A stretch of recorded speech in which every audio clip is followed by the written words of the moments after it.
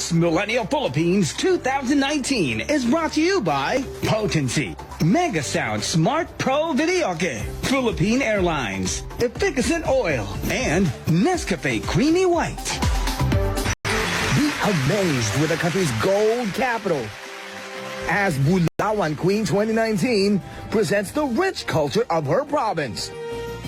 Angelica Cajes, Miss Millennial Compostela Valley 2019.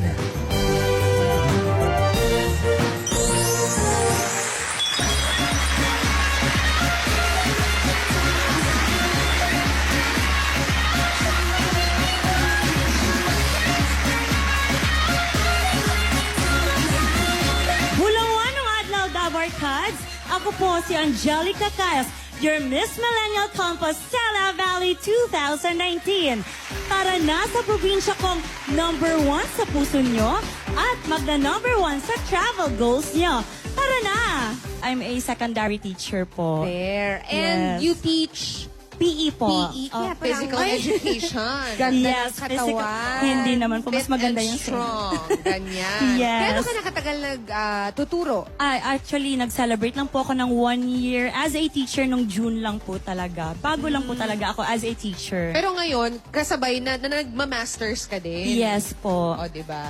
Ibang klase si ma'am. Oo, iba si ma'am. Pag-usapan natin ang Compostela Valley.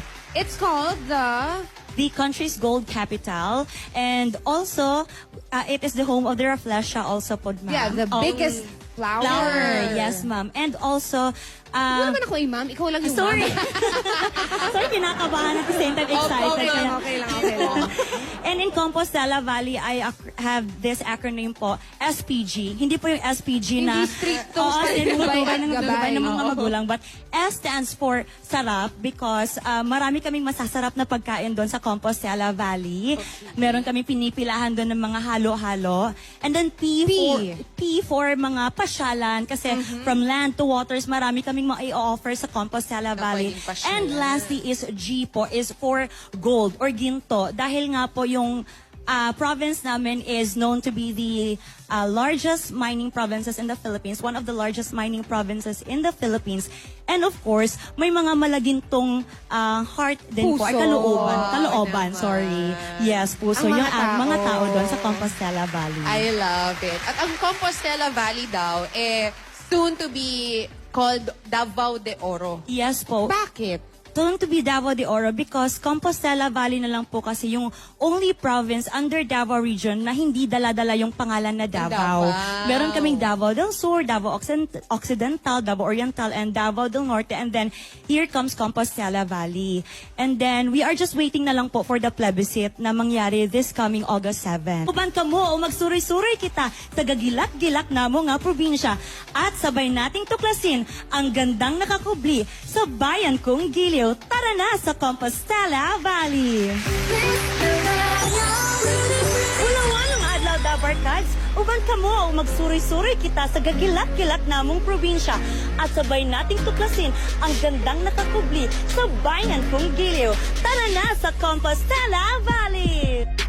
Ang Lake Leonard ay matatagpuan sa New Lake at Compostela Valley. Ilan sa mga activities na pwedeng gawin dito ay camping, fishing, boating, at mag-relax sa hammock.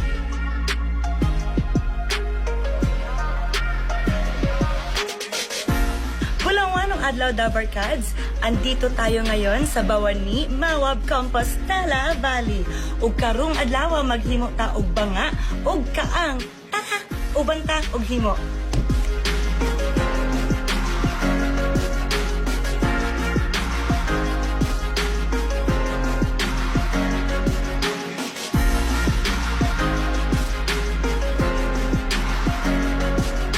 Hello, Dabar Kads! Andito po tayo ngayon sa Tinay Resort, New Bataan.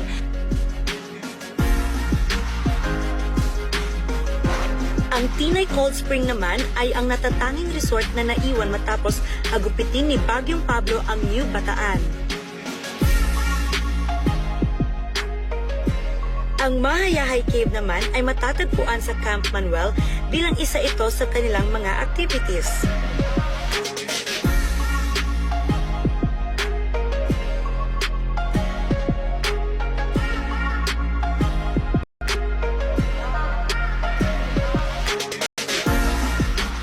Ako po si Angelica Caes, your Miss Millennial Compostela Valley 2019.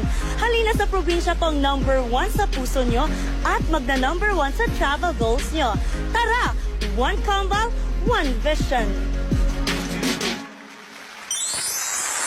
Lake Leonard po. Oo, na pinakita nyo. Yes po, matatagpuan po dun sa yun po sa Compostela Valley, particularly sa province, municipality of Maco po. So, if I fly to, may direct flight to Compostela Valley? Wala po. Davao lang po. Davao. And then from Davao to Mawab and then Gano'ng katagal yun? Mahaba yun. Mga from Davao to Mawab like 1 to 2 hours Oh, po that's ata. not bad. Okay. Yes And po. then, papunta dun sa Lake Lake Leonard. Leonard po, opo. Parang magsasakay ka lang po ng Skylab or like motorcycle patungo Uy, po ang doon. saya. pwede na. Masaya po yun, sobra. Adventure. Ganun na lang kabilis yun. O, tapos yung pot making, Pot- na-experience mo din Yes gumawa po, ng- napakasarap talaga siya sa kamay, parang nakaka-relax. Like, for the meanwhile, parang nakalimutan ko yung problema ko for the meantime.